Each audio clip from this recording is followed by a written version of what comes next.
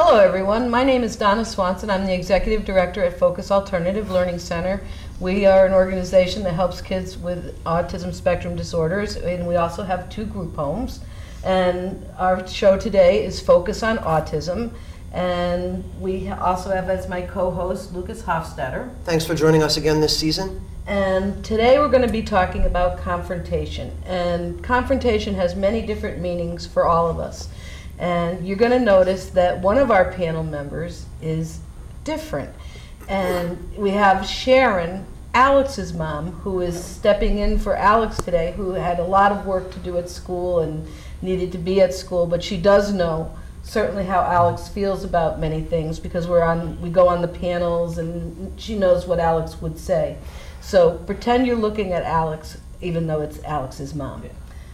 Lucas, I want to turn to you and have you sort of talk about, what we're going to be doing today and the general theme of confrontation and why we picked it. Sure thing, boss. Well, we picked the theme of confrontation because it's something that happens almost universally, whether be it with kids on the spectrum or not. Everybody in their day-to-day lives encounters some sort of confrontation. Now, confrontation is basically when 2 people who are trying to communicate different ideas to each other aren't able to communicate those ideas in a way where both people get the point. And that can often result in frustration, which then leads to sometimes an altercation, be it an argument, and as I'm sure everybody is aware, various other paths can then be followed from there. So for our intents and purposes, confrontation is when one of us is at odds in some way with somebody else. And we're going to teach you guys today a little bit about the best ways to deal with that, some possible solutions, and some of the strategies that really work well with us for coping with confrontation on our own, and things that you guys can do on your end to make confrontations a lot easier on everybody involved.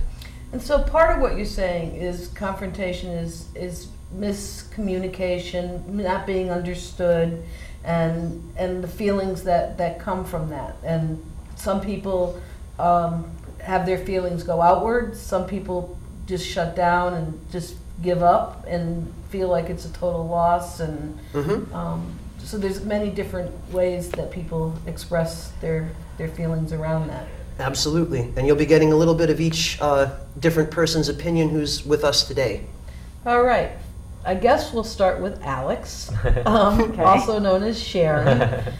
Sharon, how does Alex handle confrontation, and what kind of things do you think make him feel like he's having a confrontation? I think for Alex, it's often misinterpreting what someone else is saying, what they actually mean, or even just misinterpreting a body movement. When somebody brushes against him, he thinks the person hit him. Yep. Or if somebody says something and he doesn't understand it, he might misinterpret it and get into trouble that way. So usually for Alex, it's just misunderstanding what the other person means, what they were actually saying. And how does he express that to you, or does he express it with his body? Or? Usually he will get angry and say, that person did, and it's a little off the mark. He's got an idea of what the person did or what they meant, and it's usually not correct. He has a negative view, and the person didn't even mean that. And what helps him in that situation? If you can address it right away and explain what you actually meant or what the situation actually was, he can come out of it and understand it. You can make him understand it. If he thinks about it for a long time and worries about it, it makes it worse. So the sooner you can address it and explain it to him, I think the better.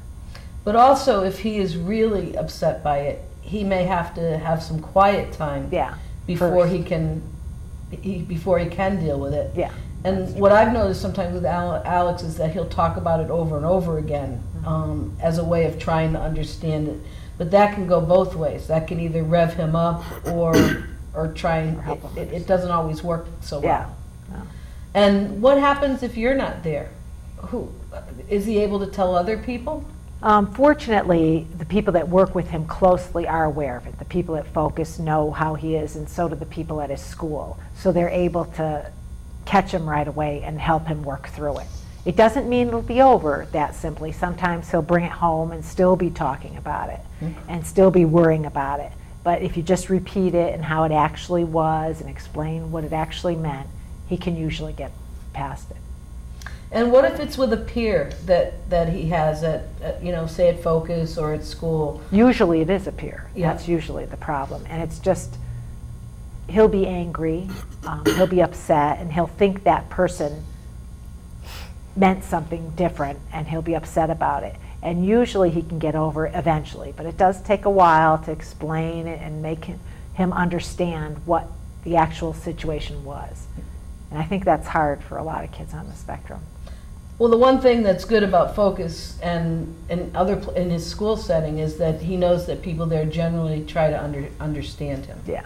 And give him the benefit of the doubt. So even when he does get stuck, at least his peers are unstuck, so to speak, right? Yeah. Andy?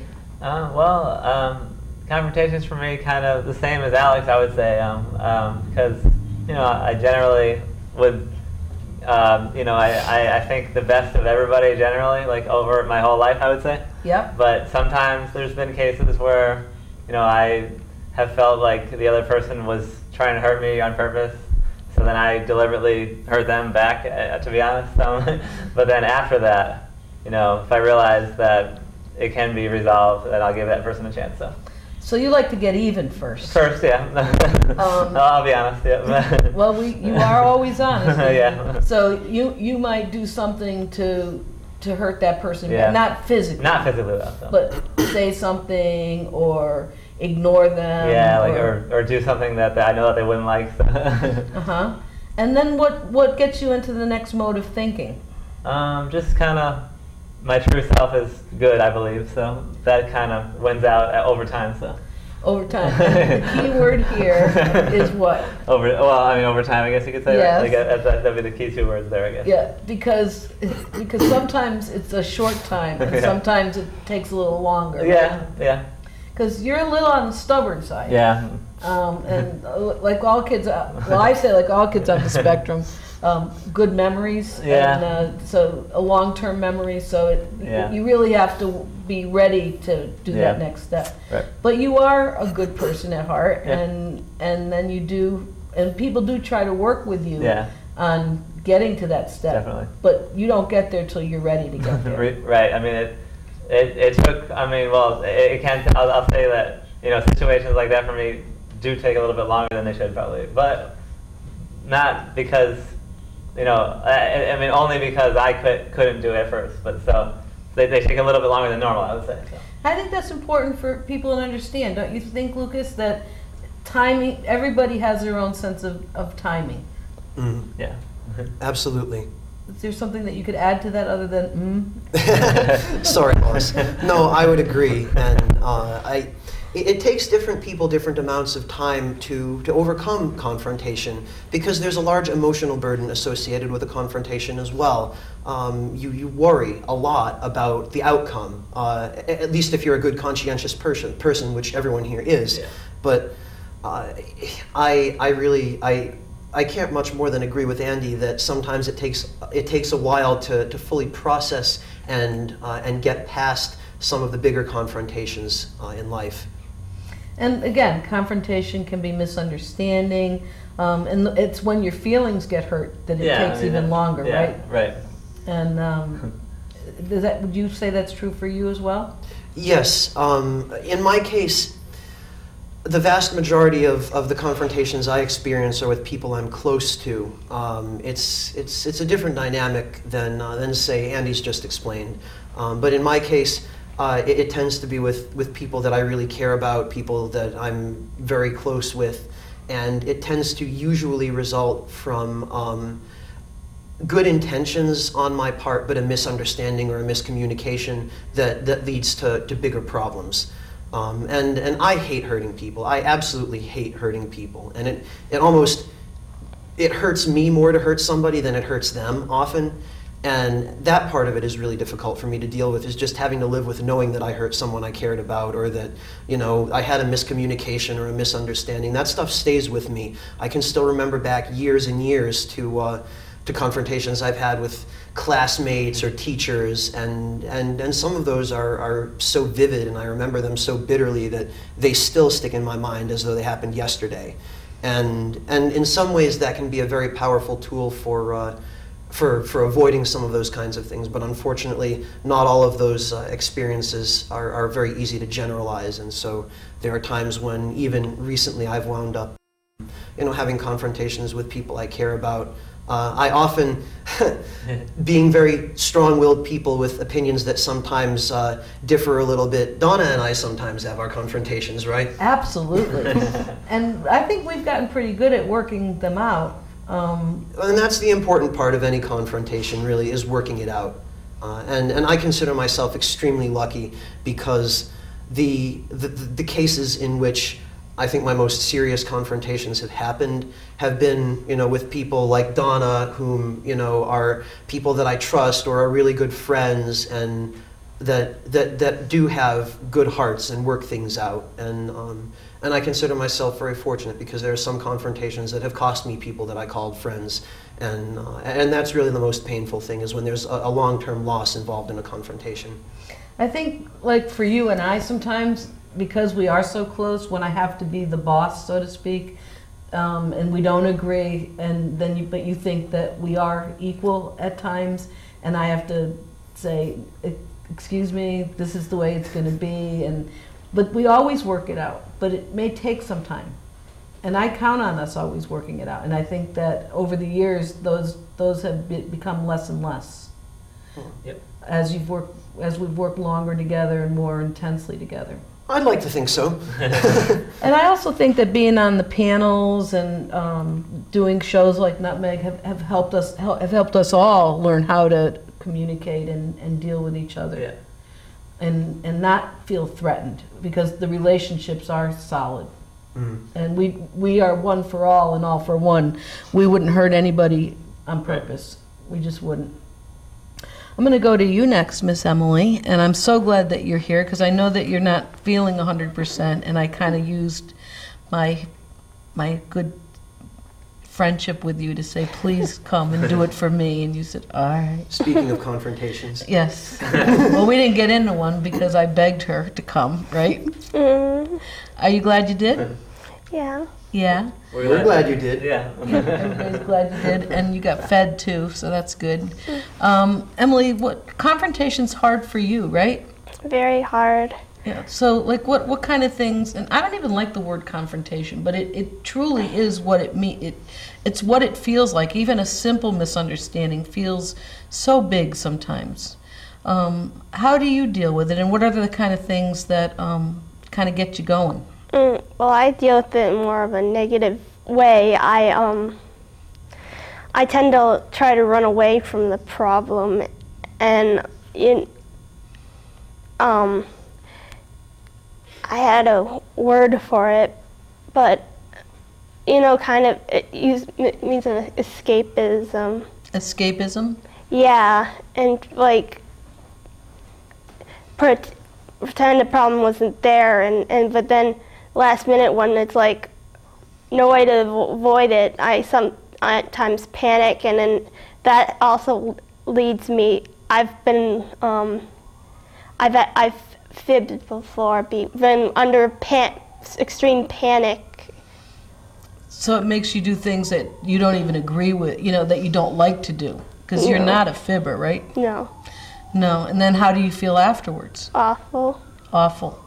So avoiding things, that doesn't necessarily work, but it is one of your first ways of dealing with it. Mm-hmm.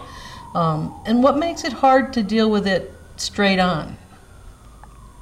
I get very extremely anxious, and I feel like no matter how I try to explain my side of the problem, that it's of the situation, that it's always that the other person always explains theirs better, then it leads to being more my fault. Mm-hmm. So part of the problem is that you feel like even when you're expressing yourself, that you're not doing it in a way that the other person's understanding, and you feel like they're doing it better, so then you kind of just give up? Yeah, I don't want to give up though, and so then I just get mad, but then that just makes me seem like a jerk. But that's not what I'm trying to do. I'm not trying to be difficult or anything. I want to be understood too. So again, that kind of goes back to that circle of anxiety that we've talked about, where you get frustrated. Your unmet need is to be understood, and you start to get frustrated as you're trying to talk about it, and then you get anxious, and then you get mad, and then you have whatever behavior you have, but you go back to that unmet need, which was trying to be understood. I guess the behavior is you feeling like a jerk, getting mad, and then you feel bad about yourself, but you still haven't been able to tell that person really what's going on. So then what do you do after that point? You take a break and come back to it later at another time, or you just go back into hiding? Sometimes either or. I'd rather take a break than go back into hiding, but because at that point going back into hiding it just makes things worse. Okay, so going back into hiding means not dealing with it, Yeah. whereas taking a break means... Yeah, but going to hiding in the first place is not really good, but already after the confrontation, it's even worse. And has it gotten easier for you over time to deal with things? A little easier, though I'm still having trouble here and there. Yep.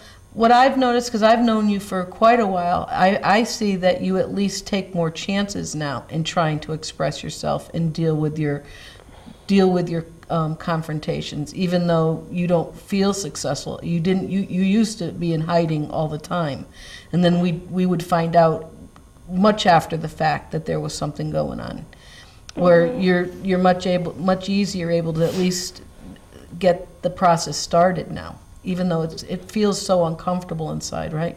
Yes. What does it feel like inside for you? It just feels like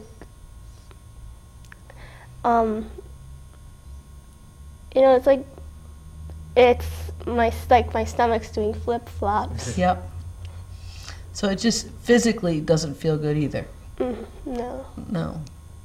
Well, I'm proud of you though, because you are taking a lot more chances now, and just even telling people today how you feel that's gonna help. I see everybody nodding.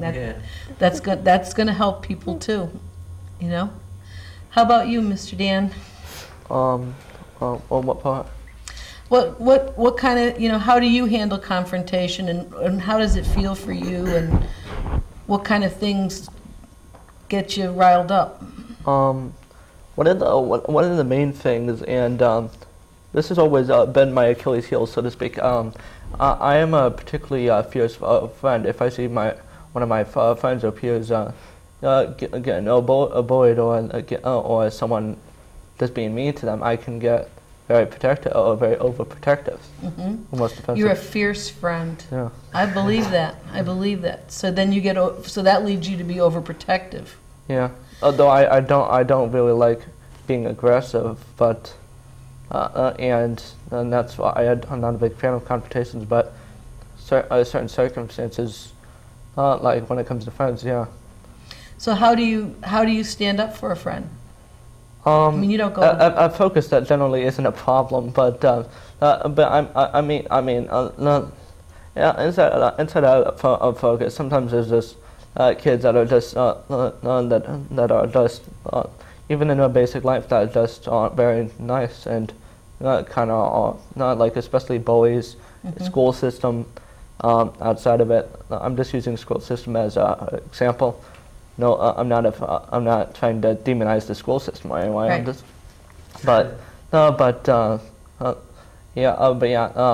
bullying, when I see a friend getting bullied, that really gets me up and riled. Yep.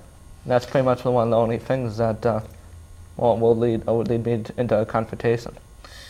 Also, what I hear you saying is how hard it is to be misunderstood, and how frustrating and sad sometimes it makes you feel to be misunderstood. Yeah.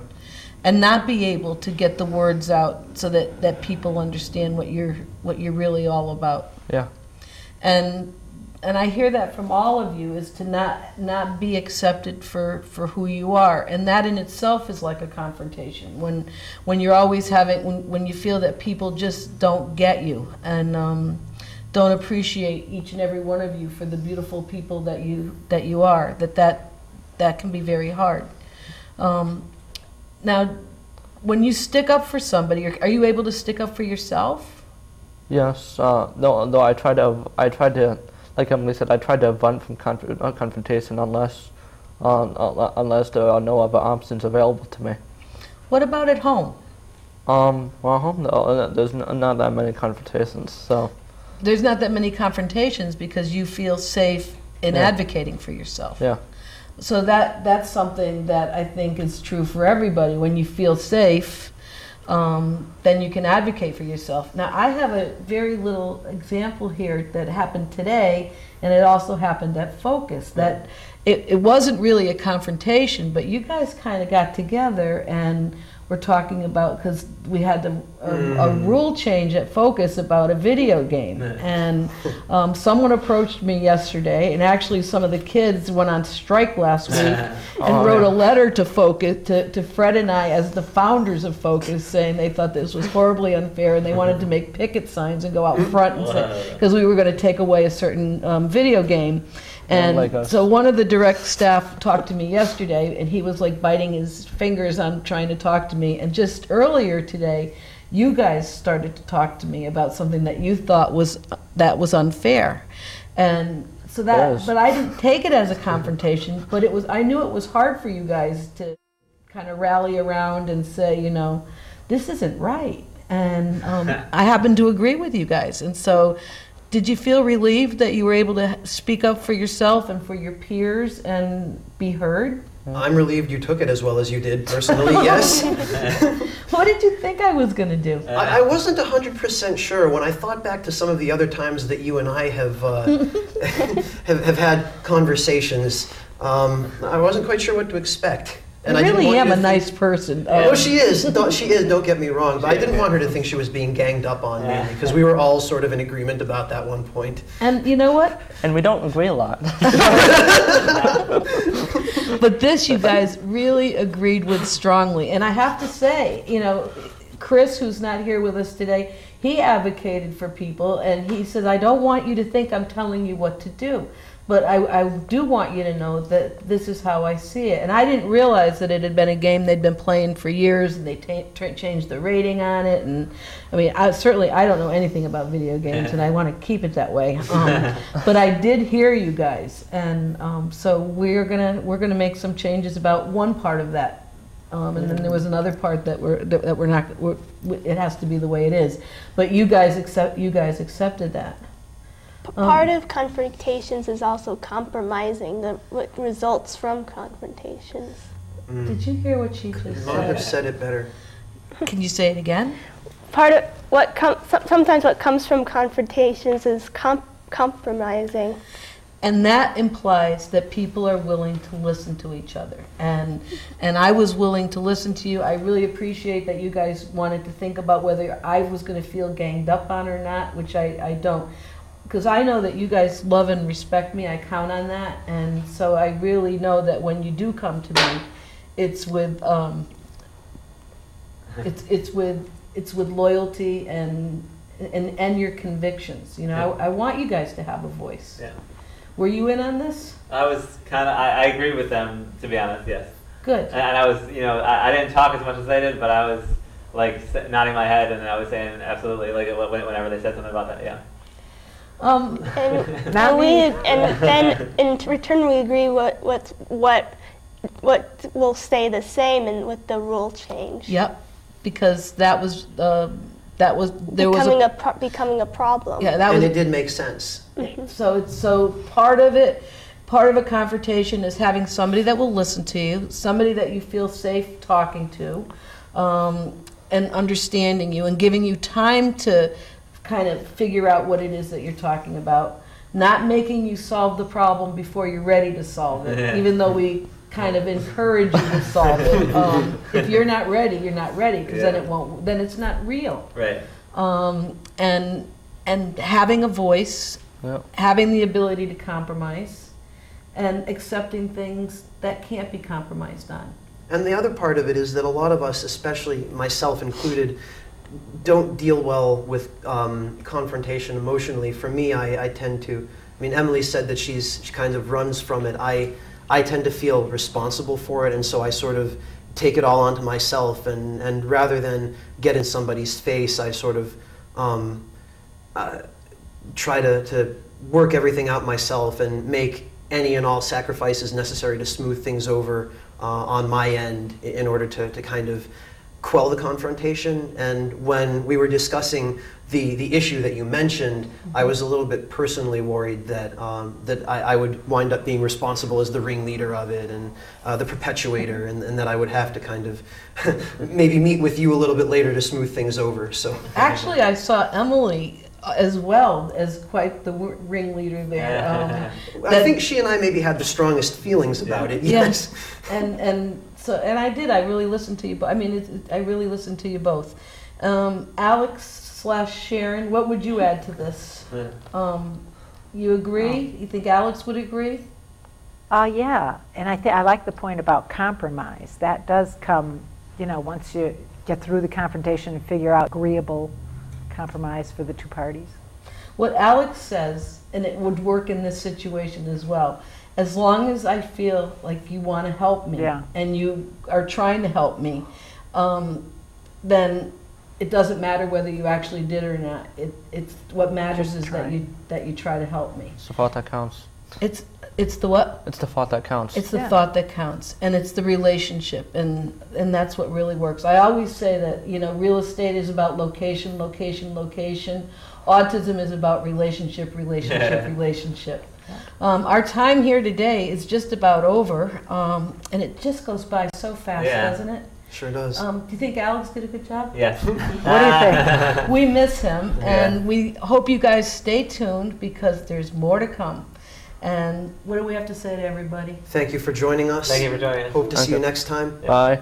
Happy trails. Happy trails.